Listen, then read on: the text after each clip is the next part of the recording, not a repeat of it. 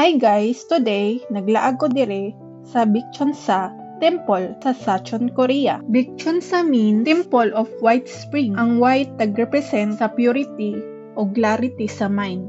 Og ang spring represent sa renewal o new beginning.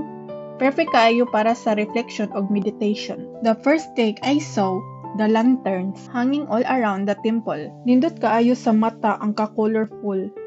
Then, nag-represent siya sa light nga mupapa siya sa darkness. Wisdom, guidance, ug hope. Then, ang sunod, ang bell. Ang sound niya, ang nag-remind nga be mindful and present. Kung imo siyang tunugong while nag-ampo ka, mura siya sending your prayers to Buddha. Og reminders pod nga everything in life is impermanent. Then, baby Buddha figurines. At first, nagtuo ko nga decoration lang siya. Then, naay nakasulat nga mga names. So, ang mga ngalan dire kay mga wishes sa mga bisita, like good health, success, or happiness. Ang mga monk ang mag-pray sa tanang wishes. Sa ubos, makita po mo ang organized memorial area, ritualized para sa ashes sa loved ones. Naghatag og peace ug connection sa family. And I hope you enjoy walking with me. See you sa sunod nga journey. And remember, always find a little peace sa inyong adlaw.